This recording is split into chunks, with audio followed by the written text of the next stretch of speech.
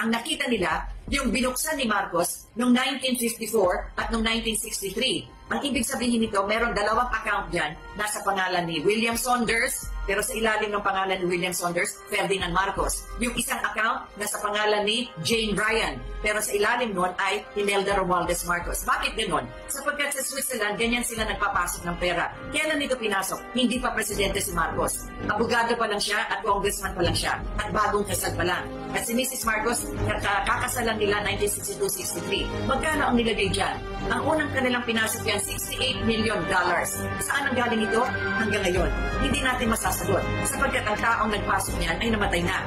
Hindi nila pinayagan si Marcos na bumalik sa Pilipinas at sa kanya ay madinig natin ang kwento kung saan ang galing ang kanyang kayamanan. Saan napunta yung pera na yan? Saan napunta yung mga accounts na yan, yung Swiss accounts na yan? Yung simula ng pagpasok ni Mrs. Aquino, nakita nila doon sa account na yan, yung kanilang ginawa ng arithmetic, mga $356 million yan. Sa haba ng panahon na andyan yung pera niya, kumita na ng interest. Kaya nung pumasok si Mrs. Arroyo, $768 million na yan. Sasabihin nila, ay ninakaw ni Marcos. Hindi, tumaas na yung presyo sapagkat nagkaroon ng interest ang pera na yon. Saan pumunta yan? Una, sabi nga ng mga Swiss banks, ang ingay-ingay ng Pilipinas, sinasabi parati na yung pera na yan kay Marcos na nababahala na sila. Kaya ang ginawa ng ang Swiss federal judge, yung kanilang parang Swiss court, anong sinabi doon? Ibabalik namin yung pera na yan sa Pilipinas, kayo na ang mag-sequester. At kailangan na litisin ninyo kung ano ang kulay ng pera na yan. Sino ba ang may-ari niyan? At kayo na rin ang magsasabi kung yung pera na yan ay ninakaw. Pero huwag na kayong balik ng balik pa dito sa Switzerland para tanungin yung pera na yan. And they did that. They made a judgment. Yan ang nakasulat dun sa judgment ng Federal Court ng Switzerland. Anong ginawang interpretasyon dito sa atin? Binaliktad yung German language na yon. At sinabi, kasi daw yung pera na yon ay kay Marcos at yun daw ninakaw sa taong bayan, kaya binabalik sa Pilipinas. Can you imagine that? Ang pagbabaliktad na ginawa nila, be that as it may, hindi rin mapasok sa Pilipinas. Bakit? Sa laki ng halaga, walang bangko dito sa atin ang pwedeng tumanggap ng ganong kalaking halaga. We do not have this AAA na tawag na bangko kung ano man yan sa banking system. Kaya saan nagdiniposito? Sa Singapore. Kasi yun, ang Singapore is the central financial district dito sa Southeast Asia. Meron silang malalaking bangko. Doon muna nilagay. Okay.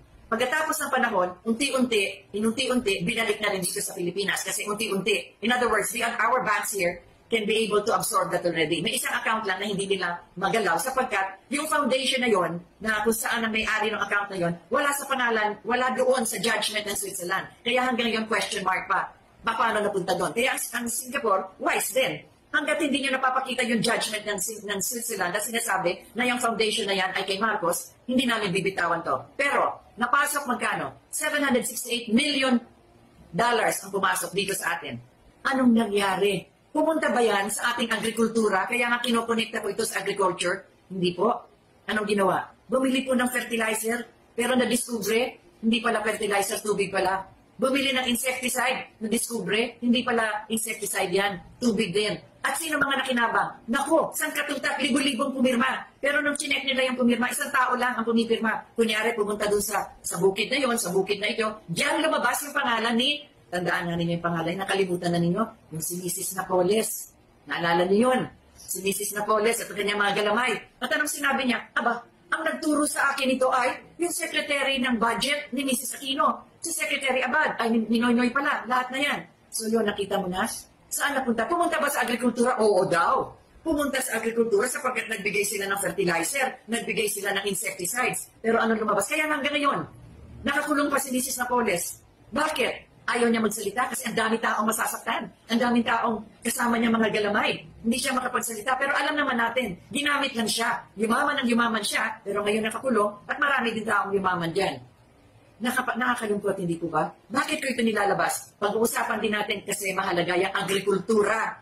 Sapagkat yung pera, libo-libong pera na nakuha nila, na kanilang sinequester at kanilang binenta, yung kita dyan at yung pera na yan, tanungin na lang ninyo kung pumunta sa ating agrikultura. Si Marcos ang kanyang administrasyon, 20 years lang. Sa 20 years na yon, ang kanyang total budget in 20 years, 468 billion pesos. Si Mrs. Aquino, sa 6 na taon, 1 trillion plus ang kanyang budget. Sa 20 years ni Marcos, anong mga napatayo? Yung ating Pan-Philippine Highway magmula hanggang norte hanggang sa dulo ng Pilipinas. Yung lahat ng ating airports and seaports, natayo niya yan. Kaya ang Cebu, lumaganap yan, sapagkat nung lumaban si Marcos sa pagka-presidente laban kay Osmeña taga Cebu, nanalo siya sa Cebu. That is Osmeña country. Kaya bilang gantimpala kasi binoto siya ng mga taga Cebu, diyan niya talaga nilagay ang pagbubukas ng airport, seaport, electrification. Kaya lumaganap ang Cebu. Huwag nila ipagmamalaki na yan ay gawa kasi ng mga Cebuano. Hindi, binigay ni Marcos sa kanila yan, parang tulong sa kanila, marahil kasi, hindi sa marahil, sapagkat sila naniwala kay Marcos dun sa eleksyon.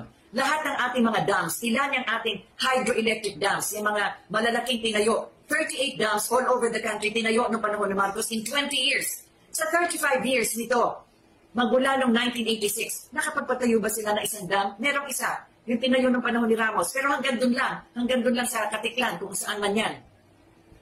Kaya ngayon, nagkakandahirap tayo sa tubig. Tubig! Lahat tayo sinisigaw. Kasi yung anggat, yung magat, nawawala na. Bakit? Hindi kasi nagtayo pa ng ibang dams para dumami ang ating supply ng katubigan. Anyway, so yun na nga ang nangyari. Balikan natin ang agrikultura sapagkat doon sa kanilang batas, kailangan lahat ng pera na yan pumasok sana sa agriculture. Tingnan naman natin yung kanilang iba pa mga nakuha. Ito na. Yung mga paintings, pinag-usapan ko na rin yan, pinakita ko na rin sa programang ito. These are the pre-Renaissance and the Renaissance paintings of the Middle Ages. Isang painting lang, libo-libong dolyar. $100 million ang isa. Binenta nila 23 paintings. Atin na yan, naka-exhibit na yan doon sa ating Metropolitan Museum of Art. Anong ginawa nila? Binenta. Pumunta ba yung pera na yan sa ating agriculture? Kaya nagtatanong tayo, kung pumunta dyan, hindi sana tayo maghihirap sa pagkain, sa bigas, sa ating mga kinakain sa araw-araw. Maliban dyan, ang dami pa rin nilang binenta. Isang bagay na lang, yung pinakamalaking kasong ginawa sa buong mundo, ito yung tinatawag na criminal case against Ferdinand and Imelda Marcos. Saan ito? Doon sa New York. 365 documents, 95 witnesses ang kanilang harap. Para yung 4 na building sa New York, babanggitin ko ito sapagkat kailangan pag mapasyal kayo sa New York, o tingnan nyo sa mga retrato nito, yung sa Crown Building sa New York. Yan ang isa pinakamagandang building, kaya nga tinawag na Crown Building, pinaganda ni Imelda yan, at nanalo ng award yan sa architecture ng buong New York City. Crown Building. Yung isang building dyan ay yung Herald Center. Yan ang shopping center. Yan ay pinakamalaking mall. Macy's and dyan, that's the Herald Center. Isa yan sa mga building na binili natin. Itong 200 Madison, isa rin yung building kung saan andyan din yung isang opisina ng ating konsulado. Sa Madison Avenue talagang ang taas ng value ng real estate dyan. At yung isang building, ano yan, sa 40 Wall Street. Kung saan, doon dineclare yung Declaration of Independence ng America, the tallest building in Wall Street, the financial center of New York City. 40, number 40, Wall Street. 4 na pinakamaganda, matataas at pinakamahalagang building sa New York ay nabili natin. Sinong bumili nito? Tingnan natin ang history ng pagkabili niyan. Yung panahon na yon, ng 1970s hanggang 1980s, bumagsak ang real estate property sa New York. Merong lumapit kay Mrs. Marcos. Yan, sabihin na rin natin kung sino. Si Mrs. Tantoco, may-ari ng Ruslan, negosyante yan. Sabi niya, ma'am, magandang bumili ngayon ng buildings sa New York sapagkat bagsak ng real estate. So sinabi ni Mrs. Marcos, kausapin natin ng presidente para sabihin ang sitwasyon ng real estate sa New York. Si Presidente Marcos, kinausap ang Monetary Board ng Pilipinas. Ang namumuna noon ng ating Central Bank of the Philippines, si Jaime Laya. Siya ang governor ng Central Bank. Sinabihan ni Mrs. Marcos pala, si Laya, i-explika kay Marcos yung real estate property na yan. Sumulat ang governor ng Central Bank kay President Marcos. Sabi niya, sir, ito po yung mga real estate sa New York, bagsak po ang presyo, pwede tayong bumili. Sapagkat sayang yung pagkakataon ngayon. Naglagay ng marginal note si Marcos. Handwriting ni President Marcos. Anong sinabi niya? Okay, pero 50-50. 50% private, 50% government. Ibig sabihin, hindi buong gobyerno ang bibili niyan. Hati, kung sino man na mayayaman na sa private sector at 50% sa government, magsama yung inyong pera, bilihin yung properties na yan. Sumulat si Jaime Laya after a week or 2 weeks. Nag-meeting po kami sa private sector at sa monetary board. Hindi po natin kaya. Hindi kaya ng private sector, hindi kaya ng government. Ang government hindi kaya mag-isa na bibili ng buildings na yan. Anong nangyari?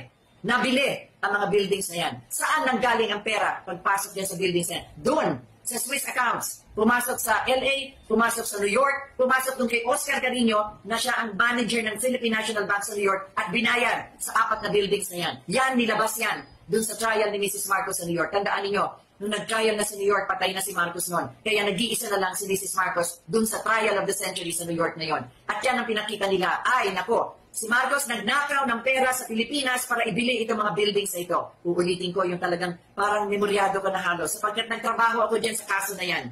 95 witnesses, 350,000 documents, ni isang pirasong papel.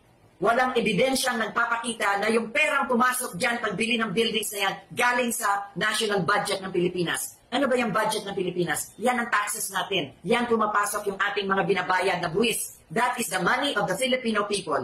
May isang dokumento, may isang witness na andun sa trial na yan, walang makapagsabi na galing sa taong bayan yung pera na yan. Kaya anong nangyari? Unanimous decision ng 12-member jury, acquitted, not guilty. Not guilty si Ferdinand, not guilty si Imelda. Bakit hanggang ngayon? Sabi pa sila ng sabi na, nakaw yan. Samantalang doon, the most powerful country in the world, the most severest of the justice systems of the world is the United States of America. Ibig mo sabihin yung kanilang Justice Department, yung ang nangyari dyan, yung unang-unang prosecutor dyan, tandaan niyo yung pangalan na yan, nakakabit ngayon siya kay President Trump, si Giuliani. Nag-headline siya nung trial sa New York. Anong sinabi niya? I vow that Imelda will go to jail. Nung biruin niya, nag-resign siya, kasi interesado siyang tumakbong mayor ng New York. Yan ang kanyang battle cry sa kampanya niya. Ako ang magpo-prosecute dyan sa mga Marcos sapagkat magnanakaw sila. Ano nangyari kay Giuliani? Talo siya! Talo siya mismo sa New York kung saan dun siya salita ng salita. Yaw-yaw ng yaw-yaw. Nagpa-headlines pa sa mga dyaryo. I will jail Imelda. Pero yan na naman ang katanungan. Ang haba na ng kwento ko, pero balikan natin. Saan napunta ang pera dyan sa buildings na yan? Acquitted na. Kanino yung buildings na yan? Di kung sino may-ari yan. Di sila Marcos. Anong nangyari? Sino nagbenta? Ayan na naman. Pumasok na naman yung pamahalaan na yan. Nasaan napunta yung pagbebenta ng 4 na building na yan? Kaya tinatanong ko, sapagkat yan sa batas nila mismo, yung kanilang executive order na pinirmahan ng Litis, biruin mo, kaunang-unang executive order number 1. Number 1, yung unang-unang niyang pinirmahan. Kunin lahat ng mga ari-arian ng mga Marcos. Pero doon sa kanyang batas, executive order number 1, number 2, number 12, number 12A, kung gusto ko, i-recite ko mahaba na abutin tayo ng 3 oras dito. Nakalagay doon. Yung pera na kanilang makukuha dyan sa kanilang mga kukunin ng mga kayamanan ng mga Marcos, pupunta saan? Sa agrikultura. Mga kababayan ko sa buong mundo at dito nakikinig sa atin. Alam niyo, nakakapagod na talagang ulit-ulitin. Ngunit ngayon, kasi pinag-usapan ng agrikultura, at lahat tayo ngayon, halos ang kapitbahay na, alam niyo kung saan, kung bakit hindi ako makalabas ng bahay, nakikita niyo, ito yung aking altar. Andito ako sa aking komedor. Nung isang araw, nung isang linggo, andun ako sa aking maliit na tanggapan, pero yung library ko na rin. Sapagkat hindi pwede tayong lumabas. Naghihirap tayo sa panahon na ito. Hindi lang sa paghihirap na hindi tayo makapunta sa pagtatrabahuhan natin, ngunit ang paghihirap natin ay, paano tayo magpapatuloy ng ganitong buhay kung wala tayong makakain? Saan ba nanggagaling ang ating pagkain? Hindi naman yan nanggagaling sa corned beef, sa sausage, sa hotdog, sa bacon. Nanggagaling yan sa gulay, sa isda, sa bigas, sa manok, sa isda, at kung ano pang meron sa karagatan. Lahat ng perang nakuha nila for the past 35 years sa mga kanilang mga binenta na kanilang siniquester. Saan napunta yan? Ba't hindi pumunta sa agriculture? Bakit ngayon yung mismong Secretary of Agriculture sinasabi niya, mangiyak-iyak na lang. Andun na nga siya sa isang farm. Pinapakita niya kung paano magtanim. Anong sinasabi niya? Balik na kayo dito sa kabukiran. Magtanim tayo para meron tayong makakain. Anong pinag-uusapan ngayon sa Senado? Itong si Senator Bongo, anong sinabi niya? Sana lahat ng mga nagsisiksikan dito, mga tinatawag na informal settlers, nung panahon nung nakaraan, ang tawag nga diyan, mga squatter, saan sila nang galing? Galing sa kabukiran, nagsasamantala na meron silang makukuha trabaho sa Manila. Pero hanggang ngayon, ganyan pa rin sila. Kaya sinasabi nga, bumalik na kayo sa kabukiran. Ilang beses na natin ito inulit. I started the radio program doon sa isang radio station. 4 years ago, yan na rin ang sinasabi natin. Ibalik na natin sila sa bukid. Kung ano man yung inaabot-abot dyan, yung tinatawag na 4Ps, yung tinatawag na pantawid gutom, ibigay sa kanila yan para meron silang kabuhayan, pwede silang magtanim, pwede nilang magamit, lahat tayo nagbabanat ng buto at nagbabanat ng isip. Kung hindi man tayo manual work, mental work. Pero yan, trabaho pa rin. Mas madali pa nga yung manual work pag minsan sapagkat sandali lang ay kagaya ng pagtatanim. Ang petsa, gano'ng katagal, 1 buwan, aani ka na. Ang kamatis, 1 buwan, aani ka na. Ang ampalaya, medyo matagal, kailangan gumapang pa kasi kung saan-saan papagagapangin yan. Pero gulay, madali ito. Anong nangyayari ngayon? Na lahat tayo nagsasabi.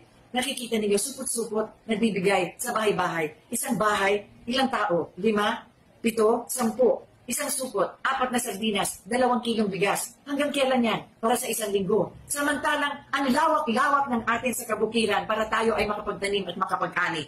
Napabanggit ko lang itong mga bagay-bagay na ito. Lahat ng kanilang mga kinuha at lahat ng kanilang binenta. Yun nga yung sinabi ko noong nakaraang linggo.